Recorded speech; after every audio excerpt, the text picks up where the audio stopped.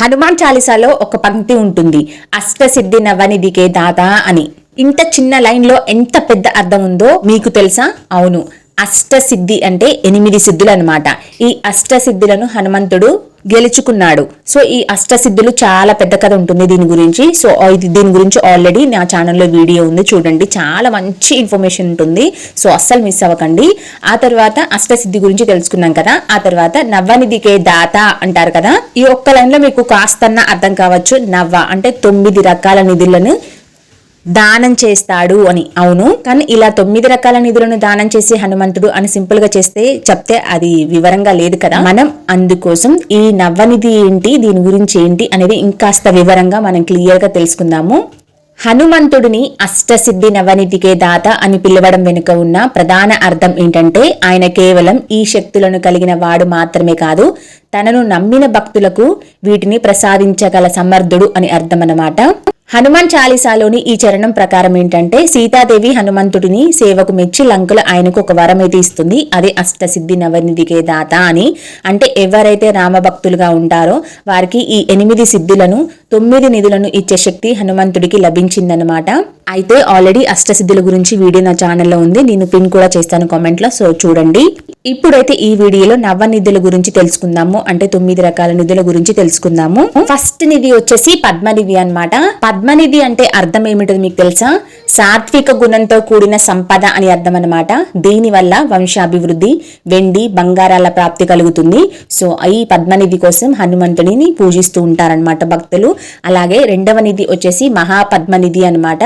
ఇది అపారమైన సంపదకు చిహ్నం అనమాట. ఇది తరతరాల వరకు నిలిచి ఉండే ఐశ్వర్యాన్ని ఇస్తుందన్నమాట. మన నార్మల్ గా నిధి, డబ్బు, బంగారం ఇవన్నీ అంటే మనకి లక్ష్మీదేవిని గుర్తుకొస్తుంది కదా, కానీ కాదండి. ఈ హనుమంతుడు కూడా మనకి ఈ 9 రకాల నిధులనైతే ఇవ్వగలడనమాట. అలాగే మూడవ నిధి వచ్చేసి నీల నిధి. ఈ నిధి వచ్చేసి వ్యాపారాల్లో విజయం, రత్నాలు, ఆభరణాల వంటి భౌతిక సుఖాలను అయితే కలిగిస్తుంది. ఆ తర్వాత 4వది ముకుంద నిధి. సో కళలు, సంగీతం మరియు రాజసం మీద ఆసక్తిని, పట్టును పెంచుతుందన్నమాట ఈ నిధి. ఆ తర్వాత 5వ నిధి వచ్చేసి నందనిధి. సంతాన సుఖం, ఆనందం మరియు కుటుంబ గౌరవాన్ని ఇచ్చే నిధి అనమాట ఇది. సో ఇన్ని రకాల నిధులను హనుమాన్ సొంతం చేసుకోవడమే కాకుండా ఇన్ని రకాల నిధులను తన భక్తులకు దానం కూడా చేసే గొప్ప వరం అయితే హనుమాన్ దగ్గర ఉంది. అలాగే మకర నిధి అనమాట.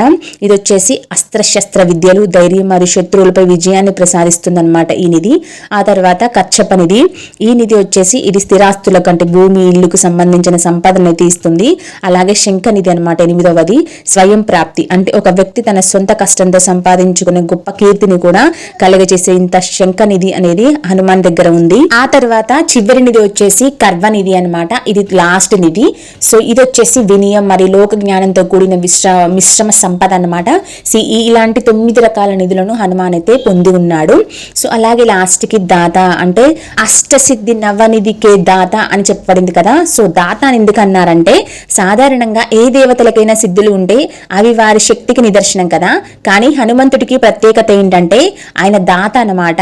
అంటే సీతమ్మ ఇచ్చిన వరం వల్ల హనుమంతుడు తన భక్తుల అవసరాలను బట్టి, వారి భక్తిని బట్టి ఆ సిద్ధులను లేదా నిధులను అనుగ్రహిస్తాడనమాట. సో అందుకని తరచుగా ఎక్కువ మంది హనుమాన్ చాలీసా పఠిస్తూ ఆ హనుమంతుడిని అయితే పూజిస్తూ ఉంటారు.